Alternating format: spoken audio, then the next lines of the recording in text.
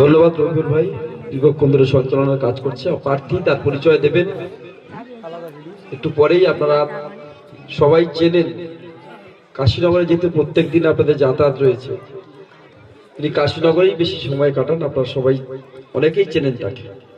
আজকের মঞ্চে রয়েছেন তিনি, তাকে আমার যথেষ্ট ধন্যবাদ কৃতজ্ঞতা জানাই। মঞ্চে রয়েছেন আপনাদের এই অঞ্চলের সম্মানীয় প্রধান, আমাদের জেলা পরিষদের সম্মানীয় সদস্য, ব্লক তৃণমূল কংগ্রেসের যুব সভাপতি, আমাদের সকলের প্রিয় সম্মানীয় উদয় হালদার সহ আলাউদ্দিন ভাই আছে, সকলকে এবং সর্বোপরি আপনারা মা ভাই বোন যারা উপস্থিত হয়েছেন এই পুরন্দরপুর এই এলাকার সকলকে আমি আমার অন্তরের অন্তঃস্থল থেকে প্রণাম সালাম কৃতজ্ঞতা জানাই।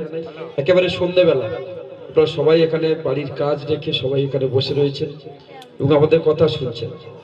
আজকে এমন একটা প্রেক্ষাপটে দাঁড়িয়ে ভারতবর্ষের বর্তমান যারা শাসক দল বিজেপি এবং তাদের সাথে নির্বাচন বিরোধী নেত্রী থাকাকালীন একেবারে কোচবিহার থেকে কাকদ্বীপ পর্যন্ত তিনি পদচারণা করতে করতে তিনি বুঝেছিলেন বাংলার মায়েদের কি দরকার আছে, বাংলার যুবকদের কি দরকার আছে, বাংলার ছাত্রদের কি দরকার আছে, বাংলার কৃষকদের কি দরকার আছে।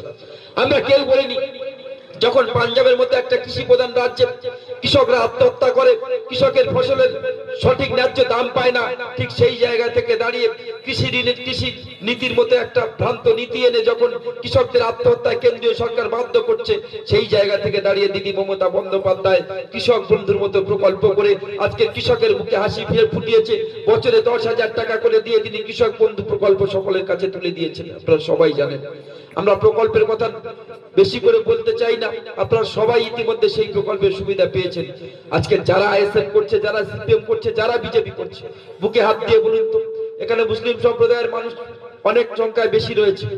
আপনারা বলেন যে খারাপ কাজ করলে গুনাহ হয়, খারাপ কাজ করলে উপলক্ষ মাত্র।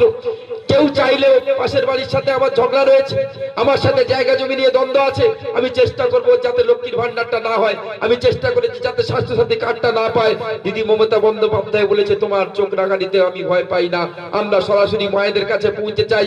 আজকের দিনে দাঁড়িয়ে পাড়ায় সমাধান করেছে, দুয়ারে সরকার করে দিয়ে সেখানে আপনাদের অ্যাকাউন্টে সরাসরি টাকা পৌঁছে দিয়েছে। আপনি ফর্ম ফিল আপ করেছেন, মমতা বন্দ্যোপাধ্যায় না চাইতেও আপনার বাড়িতে পৌঁছে গেছে।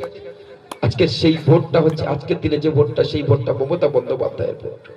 মমতা বন্দ্যোপাধ্যায়কে চতুর্থবারের জন্য মুখ্যমন্ত্রী করার ভোট, আমাদের লক্ষ্মীর ভান্ডারটা বাঁচানোর ভোট, যুব সাথীটা বাঁচানোর ভোট, স্বাস্থ্য সাথীটা বাঁচানোর ভোট, রূপশ্রীটা বাঁচানোর ভোট, এই এলাকায় সম্প্রীতি রক্ষা করার ভোট, এই এলাকার যুব সাথীকে রক্ষা করার ভোট। তাই দয়া করে স্থানীয় কারোর উপর রেগে ক্ষোভে দুঃখে দয়া করে আপনার মূল্যবান ভোটটা এই নরখাদকদেরকে দেবেন না। কারা এরা? আজকে কান্তিবাবু পাড়ায় পাড়ায় ঘুরছেন, কোন পাড়ায় ঘুরছেন বলুন?